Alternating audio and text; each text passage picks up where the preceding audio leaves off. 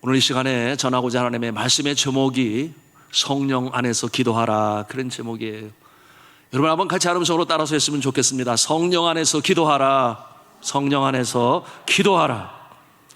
자, 우리 기독교 신앙에서 많은 소중하고 또한 귀중한 중요한 영적인 가르침이 있는데요, 그 가운데서 특별히 두 가지를 택하라 한다면 여러분은 무엇을 택할 수 있겠습니까?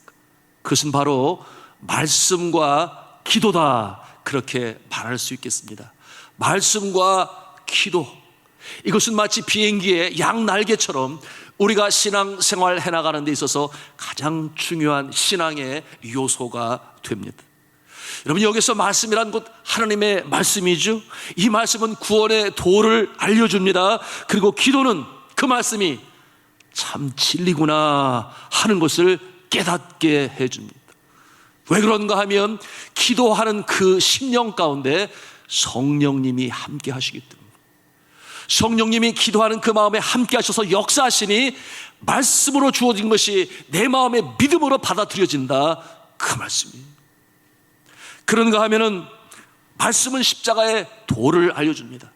구원의 도를 알려줘요. 2000년 전에 저 하늘 천상에서 이 낮고 낮은 땅 위에 강림하신 성자 하나님 예수 그리스도, 그가 우리의 죄를 다 짊어지시고 십자가에 못 박혀 달려 돌아가심으로 말미암아 구원이 그렇게 이루어졌습니다. 그것을 말씀은 알려줘요. 그런가 하면은 십자가에 달리실 때에 우리의 과거와 현재와 미래의 죄를 다 짊어지시고 저가 도말하셨으니, 우리가 구원받는 것은 나의 능력으로 되는 것이 아니요, 예수 그리스도께서 이루신 그 공로, 그것을 은혜로 주어졌으니 거저로 우리가 받는 것이다 라고 하는 것을 우리가 무엇으로 알 수 있습니까? 기록되어진 하나님의 말씀으로 알 수 있어요. 그러나 그래, 나는 정말 악한 죄인이야, 내 스스로 구원받을 수 없어, 그러니 나는 하나님의 은혜가 필요해, 십자가의 보혈로 구원받는 거야 라고 하는 그 확신과 믿음을 우리가 어떻게 가질 수 있느냐? 기록되어진 말씀이 우리가 기도할 때에 그 심령 가운데 성령이 함께 하시기 때문에 우리가 그것을 구원의 진리로 내가 구원받았다라고 하는 확신으로 받게 되는 것이, 여러분, 우리 안에 기도하는 가운데 성령이 함께 하시니 이와 같은 역동적인 역사가 나타나서 우리가 기도할 때 성령께서는 우리의 마음에 깨달음으로 주시지 않아요? 내가 이것은 잘못했어, 이것은 내가 잘못한 거야, 깨달음을 주시고 회개하게 하시고, 그러므로 순전한 마음으로 변화시켜서 그 마음으로 하나님께 기도를 드리게 되니 하나님께서 기도를 들으시는 것입니다. 여러분, 우리가 잘 알고 있는 아주 유명 부자, 세계에서 제일 부자, 그가 존 록펠러라고 하는 분인데요, 존 데이비슨 록펠러, 그가 가졌었던 부를 그 어느 누구도 깨뜨리지를 못할 정도로 그렇게 세계적인 부호가 되었습니다.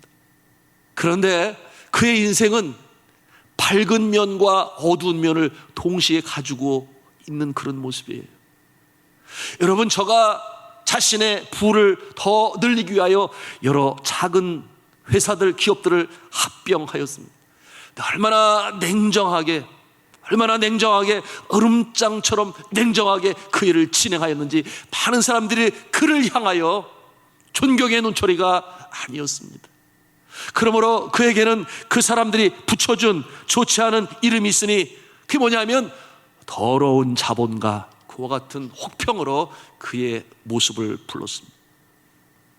수단과 방법을 가리지 않고 부를 축적하는 그 과정에서 그는 악의 화신이라고 하는 그와 같은 좋지 않은 악명도 갖게 되었습니다.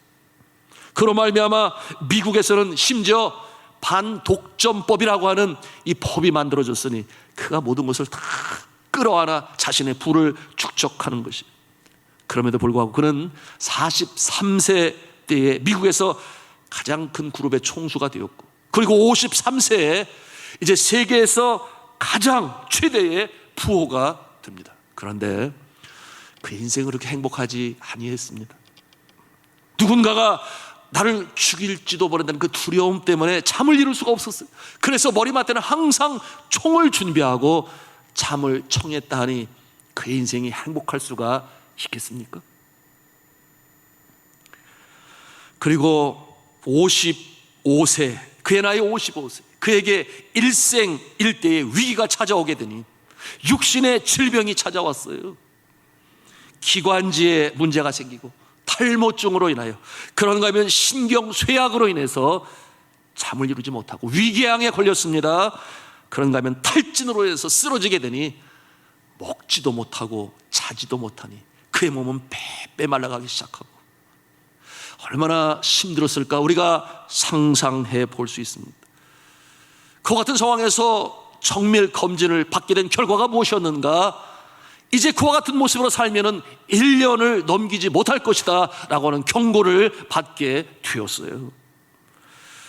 그는 하루에 100만 불을 벌었지만 상상할 수 없는 액수의 그 돈을 하루에 그렇게 벌었어요.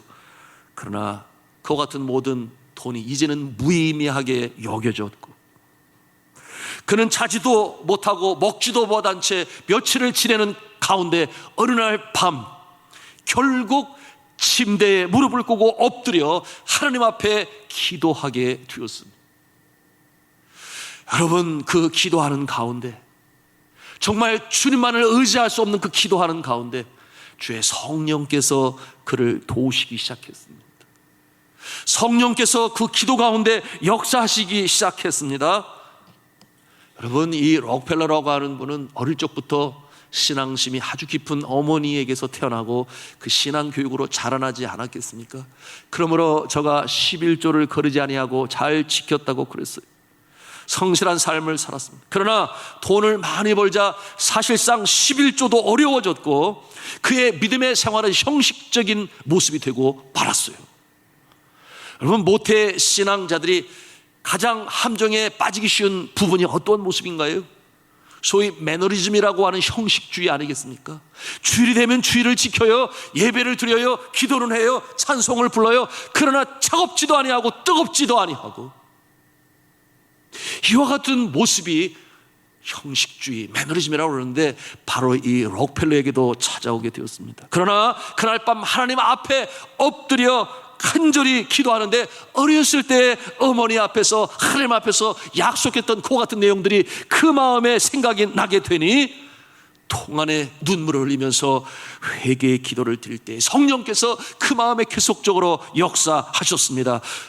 그러게 되니 저가 기도하다가 벌떡 일어나서 하나님 앞에 큰 소리로 고백하며 외친 말이 있었으니, 하나님은 나의 모든 것이 되십니다. 하나님은 나의 전부가 되십니다. 이와 같은 고백을 그 마음 중심으로부터 하나님께 올리게 되었습니다. 그는 그 기도 사건 이후로 완전히 변합니다. 그가 영적 지도자로 신뢰했었던 목사님 프레드릭 게이츠 목사님과 의논하고 자신의 11조로 록펠러 재단을 만들어 본격적인 자선사업과 선교사업을 시작합니다. 그리고 그 재단에 자신의 수입의 절반을 드려요. 여러분, 11조가 아니라 절반을 드린다고 하는 것은 엄청난 액수의 물질을 저가 그 일로 사용하게 됩니다. 그는 그때로부터 이와 같은 말을 반복적으로 했는데요, 나는 어릴 때 11조를 의무로 했어. 그런데 이제는 감사함으로 해. 나는 지금 11조를 감사함으로 드려. 그와 같은 말을 반복하곤 했습니다. 그는 그때로부터 그 유명한 명문 중에 명문이죠, 노벨상을 많이 받은 사람들을 배출한 시카고 대학을 필두로 해서 12개의 종합대학을 세우고 또한 12개의 단과대학을 세웁니다. 그런가 하면 그 아름답기로 유명한 리버사이드 처치, 그 예배당을 지어서 하나님께 헌당을 하고 계속해서 예배당을 지어나가게 되니 4,928개의 교회당을 지어서 하나님께 드렸다 그랬습니다. 55세를 넘기기 어렵다, 의사 선생님은 그렇게 경고를 했는데 그는 98세까지 살면서 처음에 그의 별명이 뭐였습니까? 더러운 자본가, 그 이름에서 나중에는 위대한 자선가라고 하는 그 이름을 가지고 간증으로 남기게 되었으니 그야말로 드라마틱한 반전을 이루는 놀라운 인생으로 살아갔던 하나님의 종 존 록펠러였던 것입니다. 그의 나이 98세가 되었어요. 죽음이 가까워오는 것을 느끼는 순간 그가 55세 때 좌절과 절망 속에서 눈물로 무릎을 꿇고 침대에 엎드려 기도했던 똑같은 모습으로 저가 98세 죽음이 다가올 때 그렇게 침대에 무릎을 꿇고 주님 앞에 기도를 드렸는데 이제 그 기도의 내용이 바뀌었습니다. 어떻게 기도를 드렸는가 하면, 오 하나님, 제 인생의 전반기 55년은 쫓기며 불행하게 살았습니다마는 지난 43년간은 정말 행복했습니다. 너무나 감사했습니다. 그동안 저를 지켜주신 것 너무나 감사합니다. 이제는 제 마음에 간직한 제 사랑, 제 아내를 보고 싶습니다. 하나님, 저는 여한이 없습니다. 저의 인생을 인도해 주신 주님께 감사합니다. 그렇게 기도를 드렸는데요, 그날 밤이 지난 그 새벽에 그는 그렇게 하나님의 품에, 하나님의 품 안에 안기게 되었습니다. 참으로 그의 인생을 바라보면서 그 기도하는 가운데 성령님이 그 마음을 움직이시니 그의 일생의 전환점을 마련하는 터닝 포인트를 마련하게 되었으니, 사랑하는 성도 여러분, 우리가 성령 안에 기도할 때 이와 같은 놀라운 반전의 역사가 나타나는 줄로 믿으시기를 바랍니다. 새로운 전환점이 마련되는 거예요. 우리의 과거의 모든 죄를 생각하여서 그와 같은 것을 깨끗이 씻게 되니 새 생명으로, 새 생활로 살아갈 수 있는 전환점, 누구에게 주어지는가? 순전한 마음으로 성령을 의지하고 기도하는 자에게 이와 같은 놀라운 역사가 나타난다. 그러므로 사랑하는 성도 여러분, 우리가 기도할 때에 성령 안에 성령으로 기도하시기를 저는 주님의 이름으로 축복합니다. 성령 안에 성령으로 기도한다고 하는 것은 어떠한 뜻을 가지고 있는가 하면, 우리가 기도할 때에 먼저 성령을 어떻게 의지하는가? 성령이여, 내 마음을 먼저 깨끗이 씻어 주시옵소서.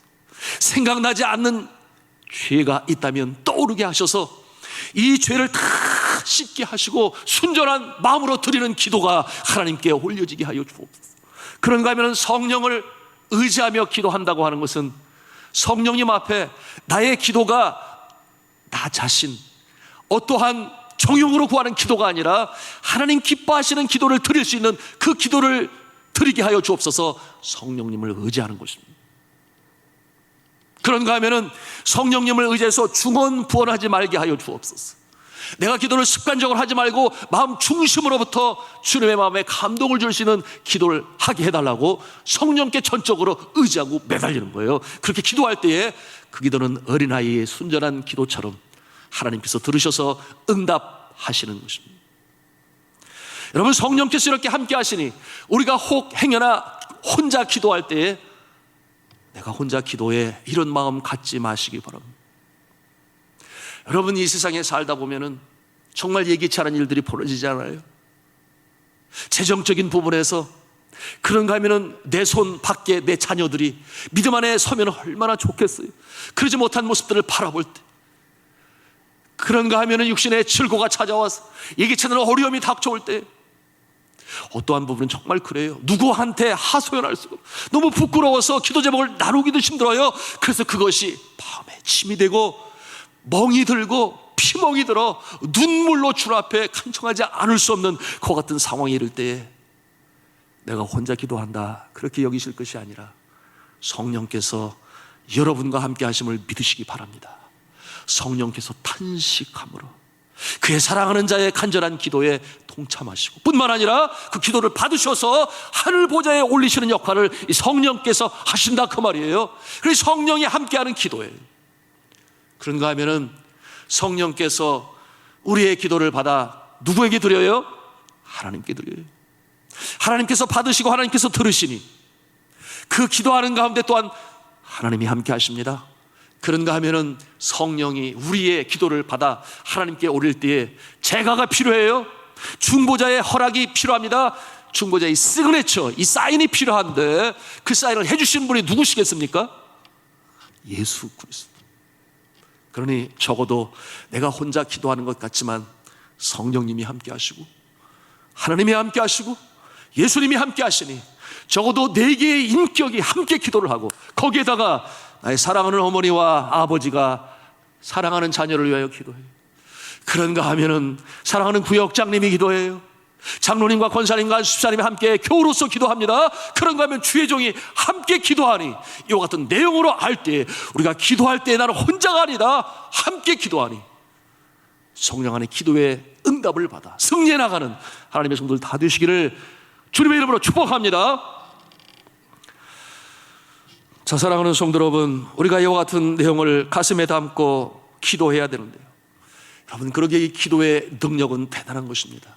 기도는 하나님과 우리 사이를 연결하는 끈이 됩니다. 기도는 하나님과 우리 사이의 그 거리를 좁히는 교량이 됩니다. 그런가 하면 이 기도는 고통의 극점에서 애통하는 자의 심령을 새롭게 하는 능력이 됩니다. 무거운 짐을 지고 견디다 못해 쓰러지려 할 때에 지탱케 하는 힘, 파워, 권세가 바로 기도인 것이에요. 그러니 우리가 기도하는 것 너무나 중요한데, 여러분, 그러니 오늘 이 사도 바울은 에베소 이 교우들에게 편지를 쓰면서 마지막으로 주는 교훈이 무엇이냐? 기도하라 하는 것입니다. 기도하라. 마지막으로 주는 말씀, 기도하라. 이와 같은 내용으로 권면하고 있습니다. 자, 이 기도와 연관해서 첫 번째 성령 안에 기도하라 이렇게 말씀하셨고요, 두 번째 이 기도하라 하는 내용 중에 두 번째 내용을 보니 성령 안에서 기도하기 위하여 어떻게 하라 말씀하시는가? 한 음성으로 따라서 하겠습니다.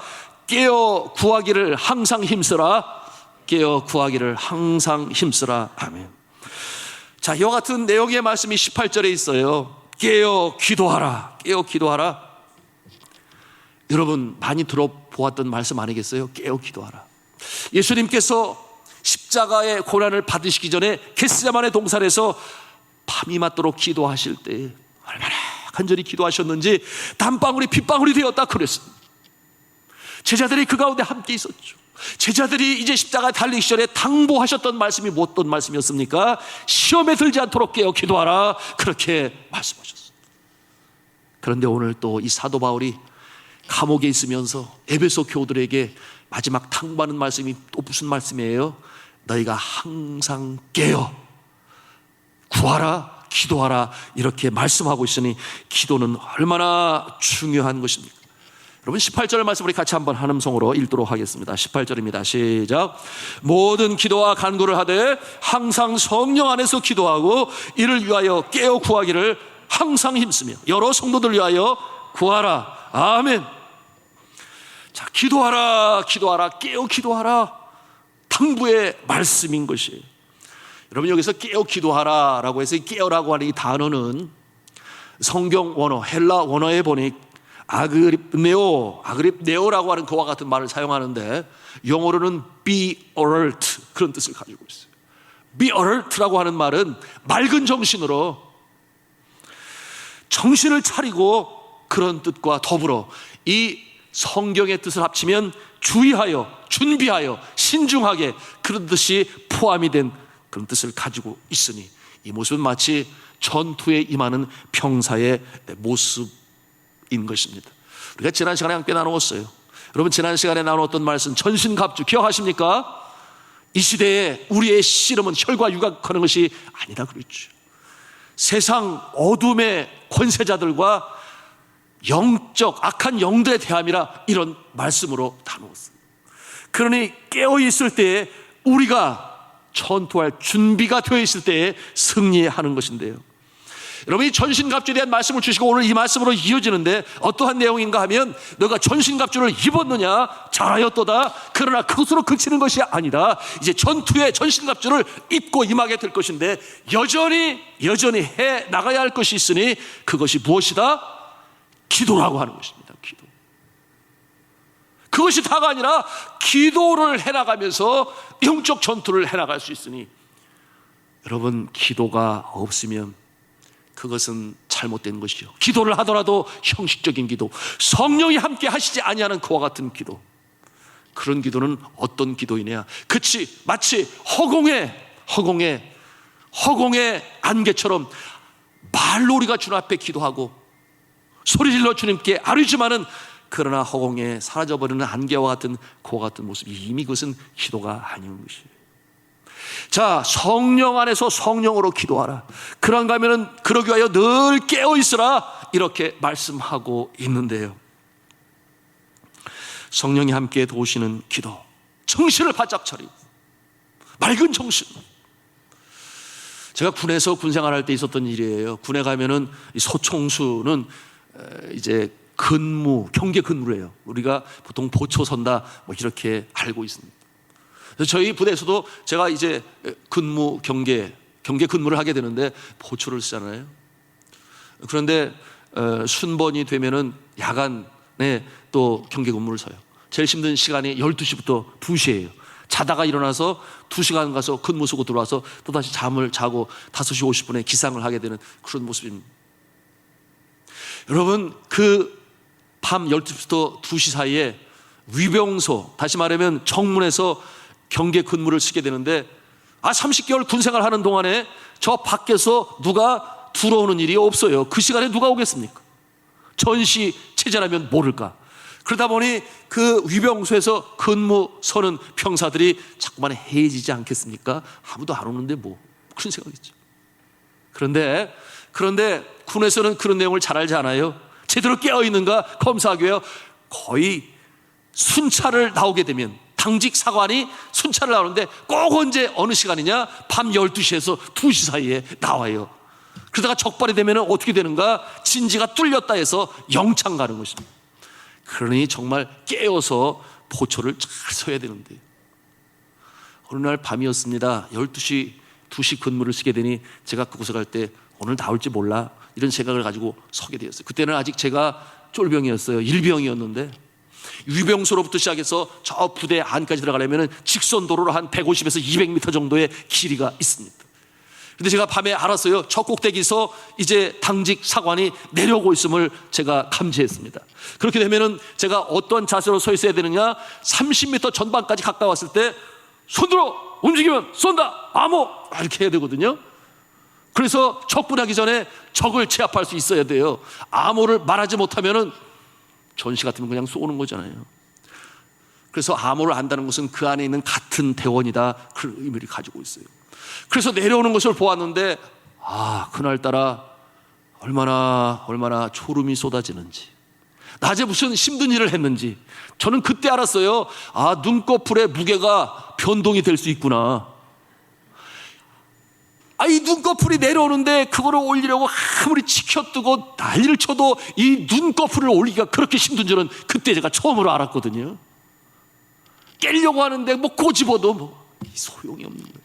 그래서 이렇게 점점 다가오는데 100m를 지나고 60m를 달아오고, 그리고 점점 다가오는데 제가 그만 잠에 떨어졌어요. 어떻게 해야 되겠습니까? 이거 영창 가야 되는 거 아닙니까? 그런데 제가 영창을 가지 않았어요. 어떤 상황이 발생했는가 하면 그렇게 잠에 깜빡 떨어진 상황 가운데에서 소리가 들려왔는데 손들어! 움직이면 쏜다! 암호! 그 소리가 들린 거예요. 깜짝 놀라서 제가 일어나 보니까 이 위병소의 이쪽 그리고 이쪽 양쪽에 보초를 서는 거예요. 그러니까 이 옆에 있었던 말년 병장이 그 순간에 당직 사관이 다가오고 있는데 저 김현정 일병이 지금 뭐 하고 있는 거야? 순간적으로 알게 되니 군대는 짠밥이라는 게 있거든요. 그러니 바로 대응하고 손들어 움직이면 쏜다 탁 나오고, 그러니 그 순간을 모면할 수 있어서 잘 대응하고 그렇게 지나가게 되었으니, 그래서 제가 그 말년 병장 때문에 살았다는 거 아니겠습니까? 그런 상황이 벌어지게 되는 것은 말년 병장이 돼서 이제는 떨어지는 낙엽도 조심해서 살살 걸어다녀야 될, 사고 나지 않아야 될 그와 같은 시기인데 그 한밤중에 이제 보초로 나가게 되었는데, 보통 군에서는 2명이 보초를 쓸 때 상식적으로 고참은 잠자는 시간이요, 쫄병은 보초 서는 시간이에요. 하여튼 불공평하지만 그렇게 자주간 진행이 되는데, 그러니 그 순간에 내가 서야 되는데 그리고 이제 고참은 잠들어도 상관이 없는 건데 깨어 있었던 것이에요. 왜 그랬는가? 말년인데 이제는 떨어지는 낙엽도 조심해 걸으면서 집으로 이제 제대하고 가야 되는데, 만약에 여기서 잘못되어지면 어디 가야 돼요? 영창 가야 돼요. 그러니까 하나님께서 도우셨다고 저는 생각을 하는데, 그래서 그 상황을 결국 잘 대처해서 어려움이 없었어요. 그래서 제가 빚진 자가 되지 않았겠습니까? 제가 빚을 지면은 제가 견디지 못하는 그 성격의 소유자거든요. 그래서 첫 휴가를 나오게 되었는데 제가 은혜를 갚아야 되겠다 생각을 해가지고 고생하는 우리 병장님 생각을 해서 통닭을 사고, 그 다음에 음식을 장만해서 첫 휴가 나왔는데 다시 부대로 돌아가서 면회를 신청하고 함께 먹는 병사, 그런 얘기 들어보신 적 있으신가요? 없어요. 절대 없어요. 그래서 찾아갔더니 너무 좋아하는 거예요. 그런데 이 사실을 알 리 없는 그날의 당직 사관이 인사 계신데, 아니 첫 휴가를 나간 녀석이 부대로 뭐 통닭을 사들고 면회를 와? 어떤 놈인가 해가지고 내려와서 저를 이렇게 보면서 하시는 말씀이, 내가 평생 군생활을 해봤지만 첫 휴가를 나와서 군대로 면회 온 놈은 한 번도 못 봤다. 그러면서 이렇게 저를 갸우뚱갸우뚱하면서 쳐다보시는 거예요. 자, 사랑하는 성도 여러분, 우리 웃었는데요, 제가 이런 말씀을 드리는 것은, 여러분, 우리가 영적으로 잠들어 있으면 아니 돼요. 깨어 있어야 합니다. 그럴 때에 사단 마귀 틈타고 우리를 공격해와도 우리가 마음을 빼앗기지 않아요. 그러니 백전백승 승리할 수 있는 것인데요, 깨어 있어야 한다. 여러분, 그런데 오늘날 많은 경우 세상의 일이 너무 고단하고 힘들면 잠들 수 있어요. 영적으로 잠드는 것이죠. 그리고 예기치 않은 일이 발생을 하고 그와 같은 일로 인해서 믿음에서 떨어지면 영락없이 당하고 마는 것이에요. 영적인 잠에 드는 것이에요. 깨어있지 못하는 그 모습이 된다, 그 말이에요. 자, 맑은 정신으로 정신을 차리고 영적으로 깨어있어야 되는, 잠들었을 때가 공격하는 때다. 이 공격을 경험해본 베드로가 뭐라고 말을 했습니까? 베드로전서 5장 8절에 말씀합니다. 근신하라, 깨어라, 너희 대적 마귀가 우는 사자같이 돌아다니며 삼킬 자를 찾나니. 그렇게 우리에게 경고의 말씀으로 주었어요. 성도들 함께 깨어 기도하심으로 어느 때에 사단이 공격해 와도 대처하시고 이기시고 승리해 나가실 수 있기를 저는 주님의 이름으로 축원합니다. 자, 마지막 세 번째로 우리가 배우는 기도의 교훈이 있으니 하나님 성화 따라서 하겠습니다. 중보 기도에 힘써야 합니다. 18절 후반절에 있는 말씀이에요. 여러 성도를 위하여 기도하라, 그렇게 말씀하고 있어요. 여러 성도를 위하여 기도하라. 여러분, 이 여러 성도를 위하여 기도하는 기도를 우리가 짧게 말해서 중보 기도다, 그렇게 말을 해요. 중보 기도. 중보 기도는 나라고 하는 울타리를 넘어서서 나보다 더 어려움 속에 있는 자, 슬픔 가운데 있는 자, 환난 중에 있는 자, 그들을 돌아보고 그를 위하여 주님 앞에 긍휼의 마음을 가지고 치유의 마음을 가지고 하나님께 기도할 때에 하나님께서 그 기도에 응답을 들으시는 것인데요, 여러분, 하나님께서 가장 기뻐하시는 기도는 나라고 하는 울타리를 넘어서서 누군가 어려움 속에 있는 자들, 아직 구원받지 못한 자들을 위하여 하는 기도를 하나님께서 기뻐 들으십니다. 너무나 중요해요. 여러분, 그래서 예수 그리스도의 삶이 그러했습니다. 예수님의 기도가 그러했어요. 저가 겟세마네 동산에서 하나님께 기도할 때에 그 기도의 대부분이 두고 가는 성도들, 제자들, 교회들 하나 되게 하여 주옵소서, 그와 같은 기도를 드리게 되는데, 제자들이 예수님의 놀라운 능력들을 보지 않습니까? 그런데 그 능력이 어디에서 나오는가? 아침에 일어나 보면 예수님이 자리에 없어요. 어디에 가셨는가 찾아보니 한적한 곳에 가셔서 새벽 미명에 기도하시는 예수님을 보게 되니, 그리고 나서 나타나는 병을 고치는 역사, 귀신을 물리치는 역사, 자연을 제어하는 역사, 천국의 복음으로, 구원의 복음으로 전하시는 역사를 보게 되니 부럽지 않겠습니까? 그래서 어느 날 예수님께 물었잖아요. 예수님, 저희들에게도 기도하는 법을 가르쳐 주세요. 그래서 예수님께서 가르쳐 주신 기도는 주가 가르쳐 주신 기도라고 하는데, 이 기도는 그 출발부터가 1인칭 단수인 나가 아니라 2인칭 복수인 우리를 사용하고 있으니, 하늘에 계신 우리 아버지여 이름이 거룩히 여김을 받으시오. 하늘에 계신 나의 아버지가 아니라 우리 모두의 아버지가 되신다. 그러니 중보기도는 무엇입니까? 피차 서로를 위하여 기도하는 거예요.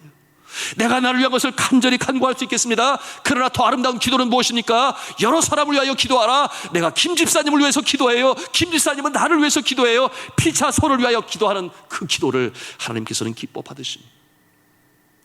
오늘날 나에게 일용할 양식을 주실 뿐만 아니라 나의 이웃에게도 일용할 양식을 주옵시고, 오늘날 나의 죄뿐만 아니라 나의 이웃의 죄도 용서하여 주옵시고, 그것이 예수 그리스도께서 우리에게 가르쳐주신 기도의 모범일진데, 우리가 여러 사람을 위하여 기도하라 이렇게 말씀하고 있으니 실천할 수 있는 산돌의 성도들 되시기를 주님의 이름으로 축복합니다. 제가 어젯밤에 말씀으로 준비하는데 오늘 이 구절이죠. 말씀으로 씨름하고 기도하며 준비해 나가는데 맥이 잡히지가 않아요. 왜 그런가 하면 자꾸만 한 성도의 모습이 자꾸만 마음에 떠오르는 거예요. 이분이 폐렴으로 인해서 병원에 입원하였다가 결국은 중환자실로 가게 되었는데, 제가 가게 되면 지난주에 신방을 가야 되고, 그런데 또 중환자실이라 또 안 된다고 해서 기도만 하고, 지난주에 제가 장례식을 치르면서도 생각이 나서 기도하고 그랬는데, 어제 오후 저녁에 말씀을 좀 자꾸만 생각이 나니 제 마음에 무슨 일이 있으신가, 혹시 운명하신 것은 아닌가, 이런 생각이 제 마음을 힘들게 했어요. 그래서 바로 전화를 했더니 아니나 다를까 권사님 말씀이 방금 전에 운명하셨습니다. 방금 전에 5분도 안 됐어요. 그러면서 하시는 말씀이 모든 가족이 모인 가운데서 평안히 떠나셨습니다. 그렇게 말씀하셨어요. 그래서 그랬구나. 주의 종인데 성도 중에 한 사람이 이제 이 세상을 떠나게 되니 그래서 내 마음에 영적으로 그렇게 알게 하셨구나 하는 그런 느낌을 갖게 되었습니다.